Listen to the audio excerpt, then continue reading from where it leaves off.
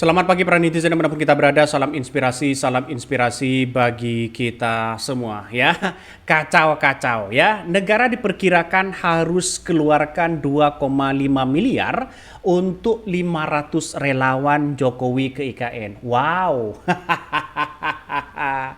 Ini ada apa di situ begitu kan? Ada apa di situ? Ini menjadi pertanyaan bagi kita ya. Menjadi pertanyaan men. Bayangkan hanya mengundang ya, membawa 500 karyawan, 500 relawan ya, seolah-olah membutuhkan kita 2,5 miliar. Bayangkan, dia dapat berapaan? Ya kalau mereka naik pesawat memang jelas 500 relawan itu pesawatnya ke Kalimantan berapa begitu kan. Bisa saja ya lebih dari 2,5 miliar. Mungkin sampai 5 miliar, mulai makannya, ya, terus kemudian tempatnya, ya kita lihat saja begitu. Kalau yang diundang para relawan, buat apa sih, ya, urgennya apa begitu kan? Toh pada hakikatnya relawan-relawannya Jokowi tidak bisa ya mendatangkan para investor. Ya, buat apa urgensinya begitu kan?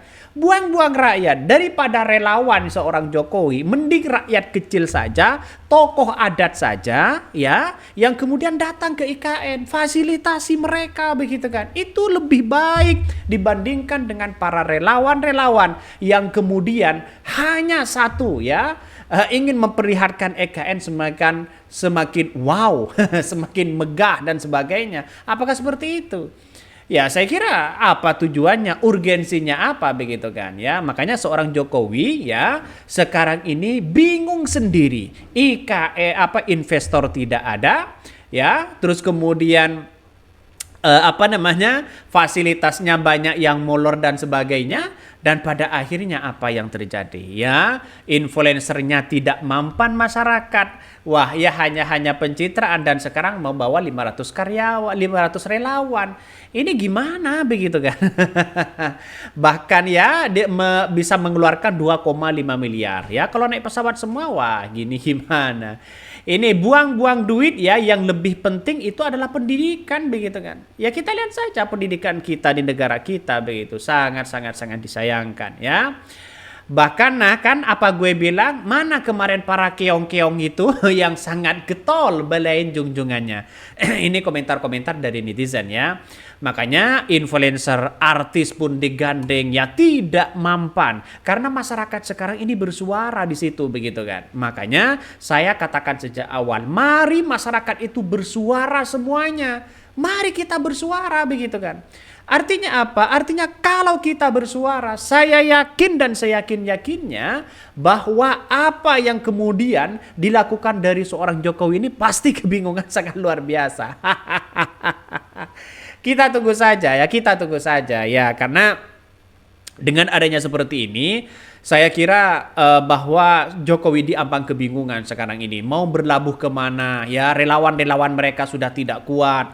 Seorang Jokowi sudah mau lengser ya. Kepentingan-kepentingan orang sudah terpusat kepada Prabowo. Tidak ada pengaruh sama sekali, walaupun ada pengaruh mereka kecil begitu. Bayangkan. Ya ini saya kira persoalan-persoalan seperti ini akan semakin rumit bagi seorang Jokowi begitu kan ya. Apalagi ya beban yang sangat luar biasa, survei Kaisang sangat anjlok ya, sangat anjlok. Mari kita baca ini. Negara diperkirakan harus keluarkan 2,5 miliar ya untuk relawan Jokowi ke IKN. Benar nggak seperti itu? Mari kita baca. Pegiat media sosial John Sitorus menghitung biaya yang harus dikeluarkan negara untuk 500 relawan Presiden Joko Widodo untuk mengunjungi ibu kota negara atau IKN.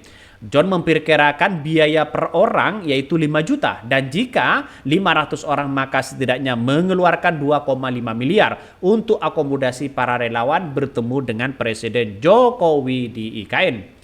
Anggap biaya per 5 juta ya, maka negara ya setidaknya harus membayar 2,5 miliar Untuk 500 karyawan, ya Jokowi untuk jalan-jalan ke IKN. Ya hanya buang-buang anggaran begitu kan. Itu pun kalau 5 juta begitu kan. Tiket yang harganya sekarang ini ke Balikpapan berapa begitu kan. Kita lihat saja di situ begitu. Artinya ini tidak cukup, apalagi PP begitu kan. Makanya ya kecuali memang borongan begitu. Tapi dampaknya menurut saya pribadi ada kekacauan yang sangat luar biasa yang ditunjukkan oleh seorang Jokowi hari ini. Ya diambang kebingungan sekarang ini. Kita lihat saja realitasnya bahwa sekarang ini investornya katanya sudah antri habis 17 Agustus katanya banyak yang mau tanda tangan, tapi pernyataan ya si Bahlil di situ betul mengatakan ya investornya katanya sudah ada, tapi untuk dibuka ke publik siapa masih belum begitu kan. Makanya ini sangat-sangat disayangkan begitu hal-hal itu dilakukan oleh seorang Jokowi. Makanya bagi kami nggak usahlah sok-sokan lalu kemudian mereka mengundang relawan di situ begitu. Bahkan sebelumnya Ketua Umum yaitu Projo juga Menteri Komunikasi dan Informatika Budi Ari juga mengatakan bahwa Presiden Jokowi akan mengajak sekitar 500 orang ke IKN untuk melihat ya proses pembangunannya. Buat apa 500 orang di situ begitu kan? Artinya apa? Artinya kalau kita melihat dengan seksama 500 orang itu dampaknya apa? Apakah bisa mendatangkan investor? Apakah hanya bisa jalan-jalan? Apakah hanya ingin menunjukkan bahwa ini adalah seorang karya Jokowi? Kita lihat saja begitu kan. Makanya dengan adanya situasi seperti ini, Jokowi diambang kebingungan ya. Mereka bingung begitu kan.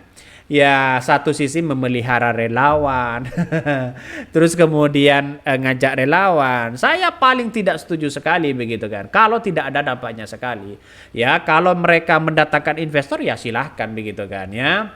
Makanya ini saya yakin dan seyakin-yakinnya akan disorot oleh media. Saya yakin dan seyakin-yakinnya itu begitu kan. Makanya kalau ini disorot oleh media, wah, media internasional begitu kan, wah ini bisa ketahuan begitu kan. Semakin orang semakin kabur untuk melihat IKN ini. Bahkan ini relawan menurut Budi memandang bahwa IKN sebagai program warisan dari seorang Jokowi yang menjadi bukti komitmen pemerintah untuk membangun Indonesia sentris. Ia pun mengingatkan bahwa seluruh istana di Indonesia adalah produk kolonial.